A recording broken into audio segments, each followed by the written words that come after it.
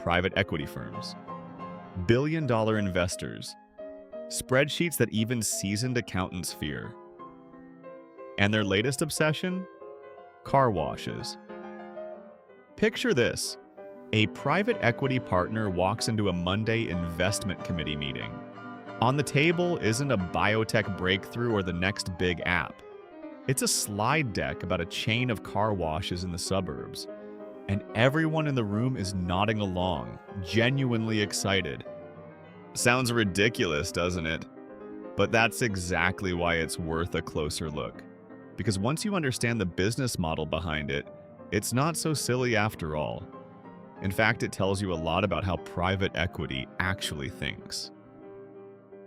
I'm a former private equity professional explaining how money and financial decisions work.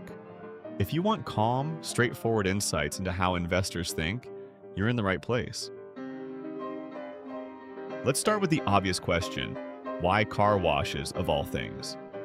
If you're not in the industry, this doesn't exactly look like the kind of business that gets sophisticated investors out of their chairs. Not flashy, not trendy. Nobody's bragging at dinner parties about discovering a brilliant car wash platform. Think about it from the outside. You tell a friend at a party you just closed a deal on a car wash chain, and they politely nod and slowly turn toward the cheese table. Nobody's impressed. That's fine. Private equity doesn't need to be impressive at a party. It needs to be profitable on a spreadsheet. Private equity loves businesses that look boring on the surface but have surprisingly good economics underneath. And car washes tick that box perfectly. Cars get dirty. That's not a fad, that's just life. Rain, mud, bird incidents you'd rather not think about. Demand renews itself, whether the economy is booming or not. Recurring demand basically handed to you on a plate. Here's the real trick, though: memberships. A lot of car washes now run monthly subscription plans. Instead of paying once, customers pay every month and can wash their car as often as they like. Here's a scenario that plays out constantly in this industry. Someone signs up for the unlimited monthly plan with the best intentions, washes their car twice in the first week, feels very accomplished, and then doesn't set foot back in the tunnel for 2 months. The subscription keeps billing anyway. That gap between what people pay for and what they actually use is quietly one of the most profitable dynamics in the whole business. Gym memberships figured this out decades ago. Car washes just caught up. And that changes the entire business model. You're no longer hoping random people show up on a Saturday. You've got predictable, recurring revenue. Cash flow you can actually plan around.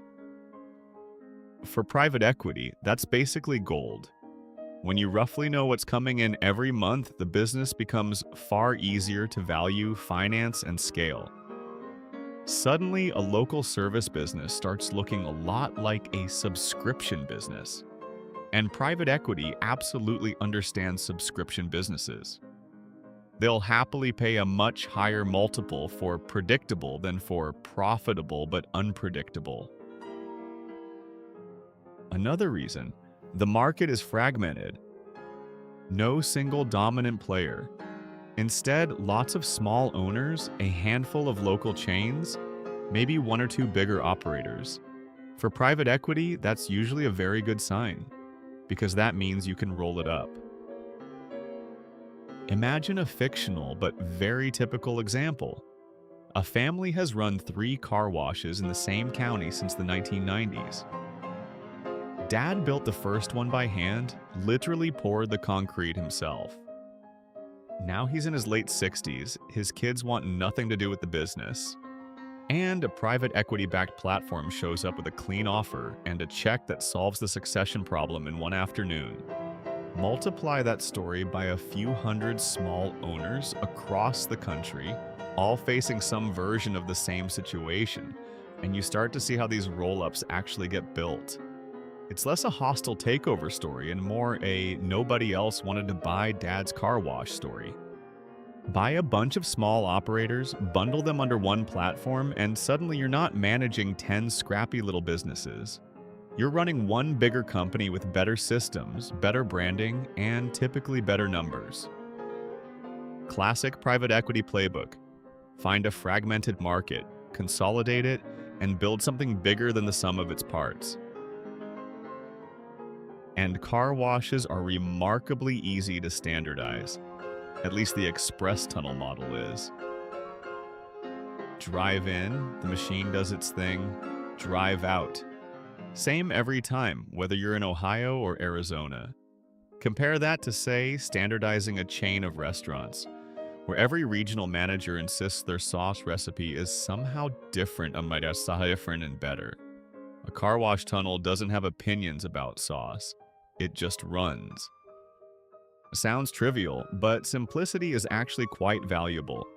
When a business works the same way across many locations, it becomes much easier to scale. Train staff faster, manage sites more easily, centralize decision-making. The business stops depending on one brilliant local operator and starts depending on the system itself. And systems scale. That's exactly what private equity looks for. Not just a business that works, but a business that can be copied and pasted across a map. One more point. The cash flow is stable enough to support debt. And in private equity, debt matters a lot. Most deals rely on leverage. Not recklessly, ideally, but enough to meaningfully boost equity returns when things go well. That only works if the business can actually carry the debt. Think of it like a mortgage. A bank will happily lend against a house with a stable tenant paying rent every month. They're a lot more nervous lending against a house that's empty half the year.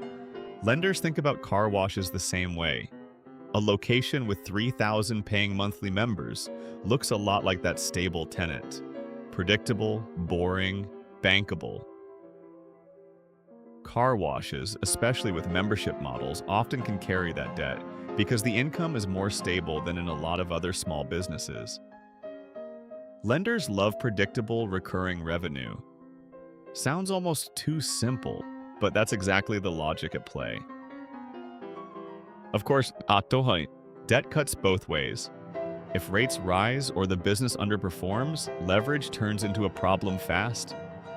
But from an investor's perspective, that's precisely what makes the model interesting in the first place.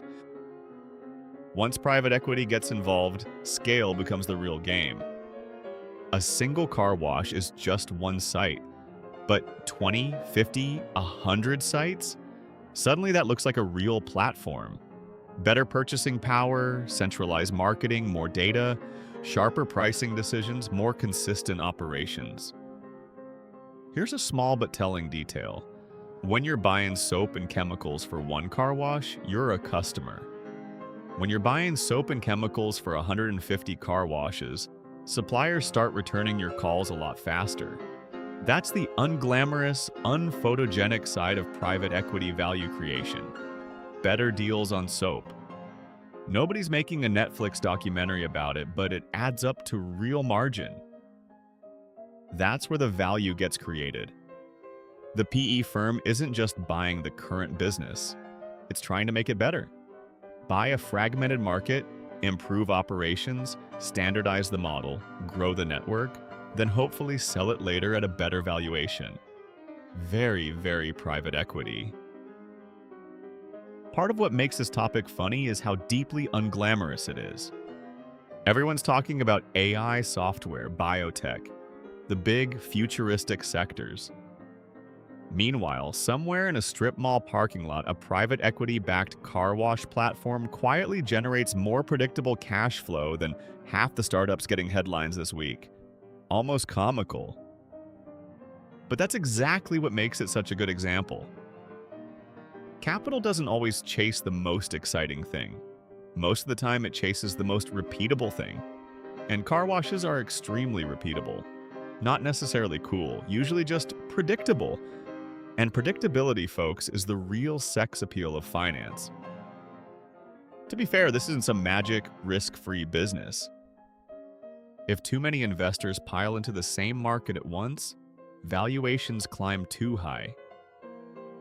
Picture two competing platforms bidding against each other for the same small chain in the same county, each one convinced they're getting a bargain.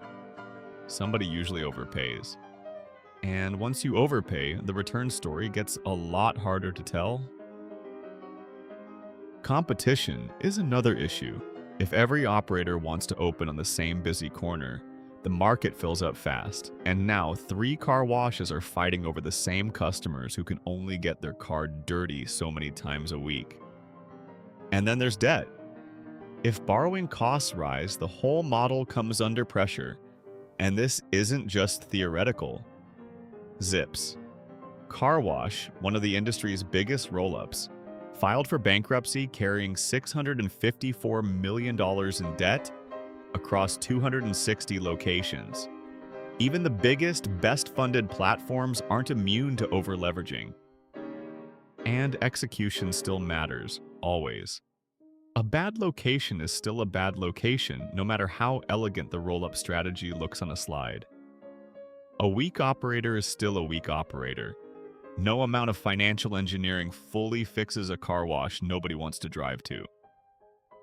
So car washes aren't a guaranteed win, but they have the kind of structure private equity loves. That's the difference. What actually interests me most here isn't the car wash itself, it's the logic behind it. Once you understand why private equity likes this kind of business, you start spotting the same pattern everywhere. In laundromats, in self-storage, in veterinary clinics, in pest control. All unglamorous, all quietly beloved by investors for the exact same reasons. Investors love recurring revenue, predictable cash flow, fragmented markets, standardizable operations, scale, and business models that can carry debt. That's the real story. And honestly, you can apply that same thinking to your own decisions. If you're evaluating a business idea, ask yourself, is this one-off money or recurring money? Can I standardize this? Can I scale it without everything depending on me personally? Those are exactly the questions investors ask over and over again. And here's a funny but true factor almost nobody thinks about when analyzing car washes: the weather. Because let's be honest, when do you actually wash your car? When the sun's out, obviously. Suddenly, out of nowhere, you remember your car needs a wash. The sun comes out for 5 minutes, and there's a line out the door and down the block. And it's not just a vibe. You can practically overlay a graph of sunny days on top of a graph of how busy these places get, and they'll move together like they're dating. If you enjoyed this look behind the numbers, hit subscribe. I break down industry, deal, or investor mindset like this. No fluff, just how the money actually works.